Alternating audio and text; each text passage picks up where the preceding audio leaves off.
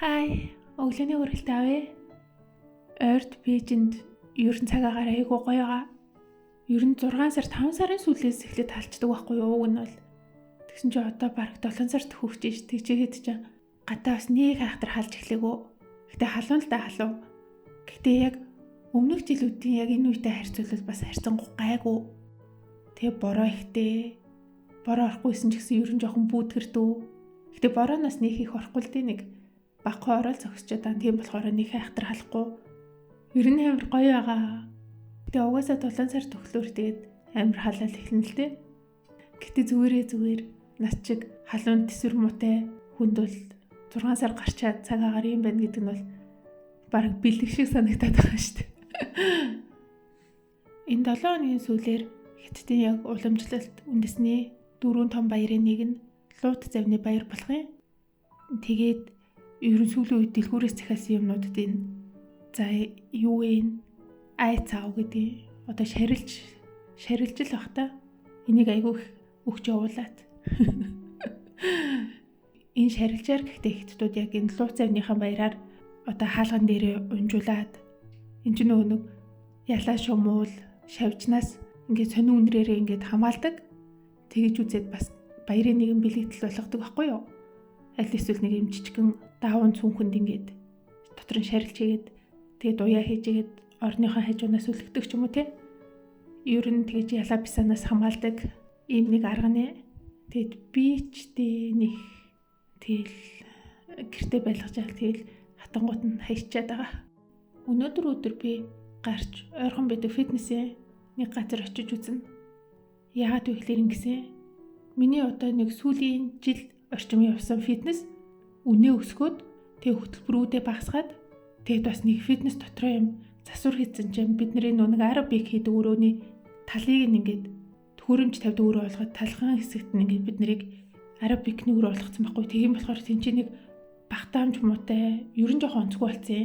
Тэгээ дээрэс нь үнэн нэмэгдсэн гээд тэгэд би фитнес солиё гэж бодоод тэгээ дахиад манай хотхны хажуудлын гэрээс гайгүй ойрхон тэр фитнес болохоор тийм аэробикийн хөтөлбөрүүд аягүй цөөхөө. Гэхдээ бассейнтэй.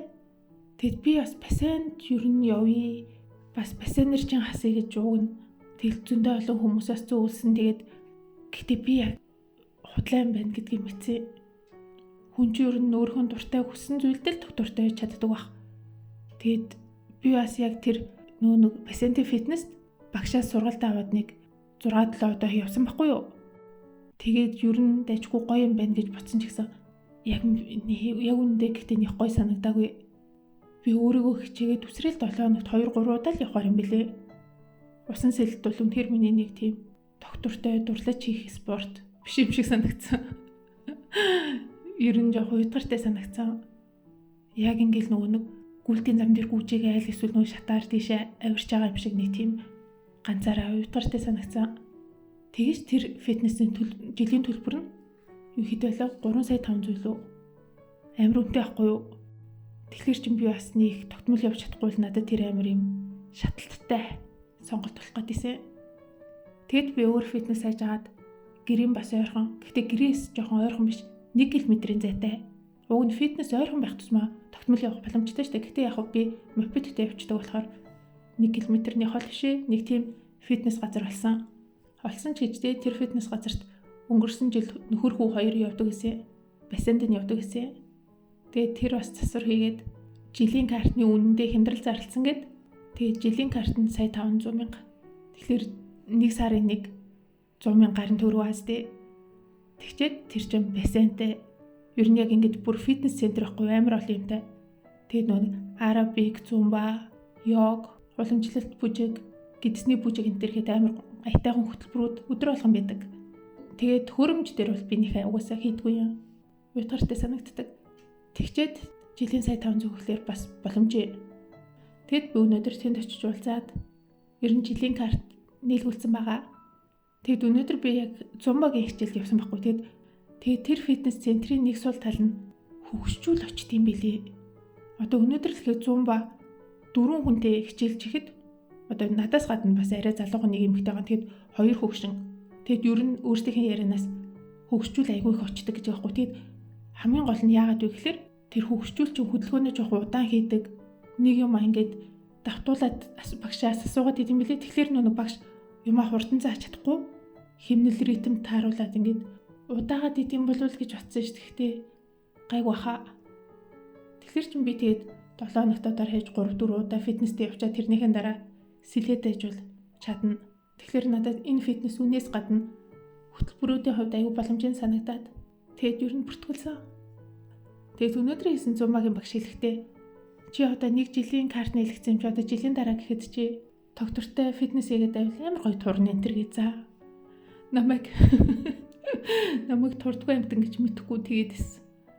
Гэхдээ би одооноос нэг турах дээр хэлэх юм чи угаасаа жилийн дараа доор хаяж 10 хил хасан штэ ойлгомжтой. Тэрийг одоо энэ фитнес өөрсдийн одоо фитнесийн амжилт гэж харах байхаа.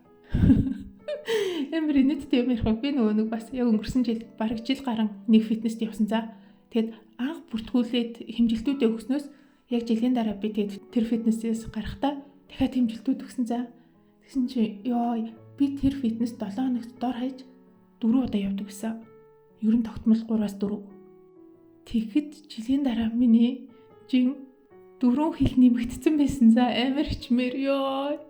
Би бүр ёо менежерээсээ санаа зовоод хөрхэн амтан бас ингээл тэнд явж байгаа хүмүүсийг аль болох үр дүн гараасаа сайжраасаа л гэж бодож байгаа шүү дээ.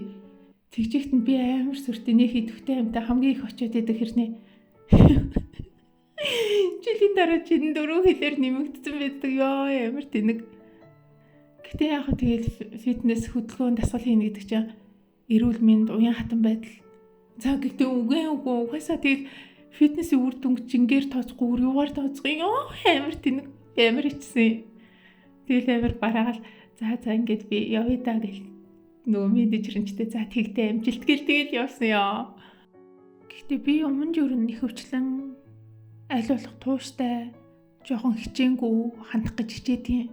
Угаасаа би өөрөө мэднэ.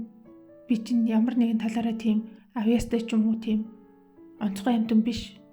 Юугаараач бусдаас илүү зүгээр нэг дундаж амтан болохоор би хичээж сайн болно. Хичээж үр дүн гарна гэдгийг угаасаа мэддэг. Тийм болохоор юмд хичээх, тууштай байх тал дээрээ ер нь өөрийгөө жоохон хичээдэг. Гэхдээ тэгээд үр дүн гардгүй юмнууд амар их байдаг.